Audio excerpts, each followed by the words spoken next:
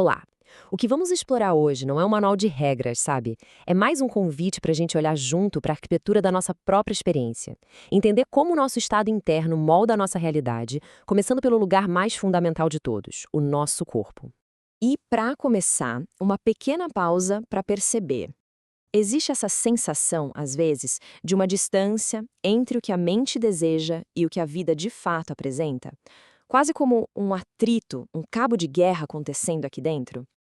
Isso é uma experiência humana muito, muito comum, e a gente vai entender de onde ela vem. Essa sensação de conflito, essa guerra interna, ela não é um defeito, viu? Não é uma falha de caráter, nem nada pessoal. Na verdade, é um aspecto fundamental da nossa neurobiologia. A raiz dessa divisão está bem aqui. De um lado, a gente tem a mente. Ela opera por ideias, ela quer um novo, busca expansão, quer crescer. Do outro lado, está o corpo, que opera por sensações. E a missão número 1 do corpo, através do sistema nervoso, é uma só: segurança. E o que é segurança para o corpo? É o que ele já conhece, o familiar. Mesmo que esse estado familiar seja desconfortável ou até limitante. E aqui está uma chave de compreensão fundamental.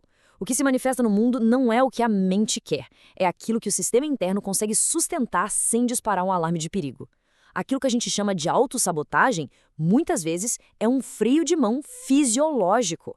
É o nosso sistema nervoso nos protegendo do perigo, que é o desconhecido. Para entender de vez essa dinâmica, a gente precisa olhar para a máquina por trás disso tudo. Vamos focar em duas partes essenciais do cérebro. Pensa na amígdala como se fosse uma guardiã, super bem intencionada, mas um pouquinho desatualizada.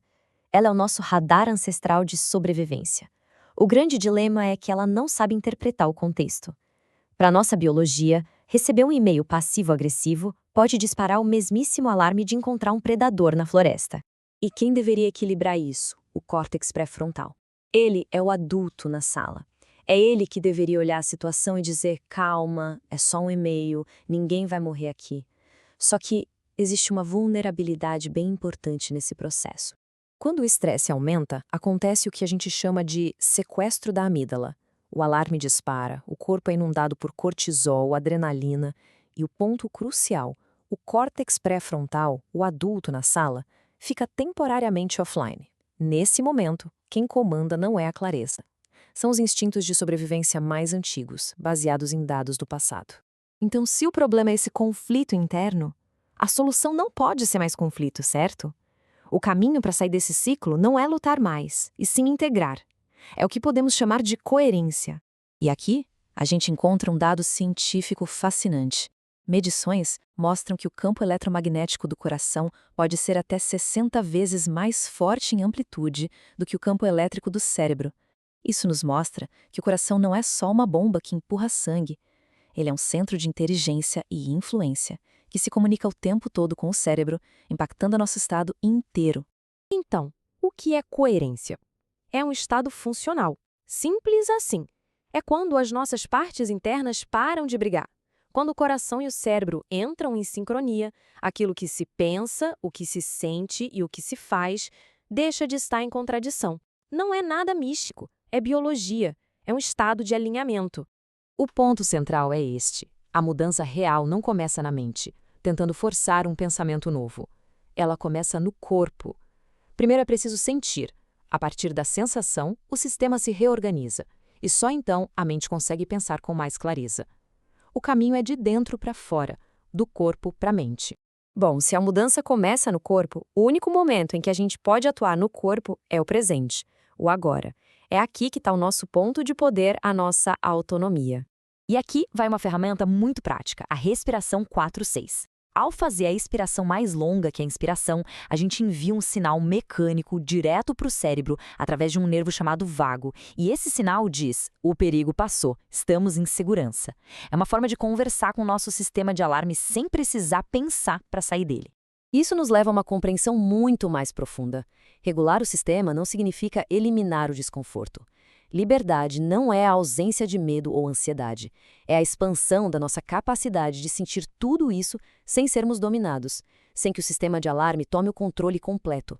Olhando pela neurobiologia, o passado é uma reativação de padrões neurais antigos. O futuro é uma simulação que o cérebro cria.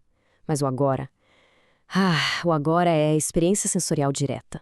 É o único ponto no tempo onde é possível, de fato, intervir e reorganizar o estado interno de forma intencional.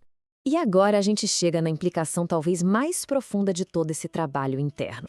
Se o mundo de dentro pode ser reorganizado, o que isso significa para o mundo de fora?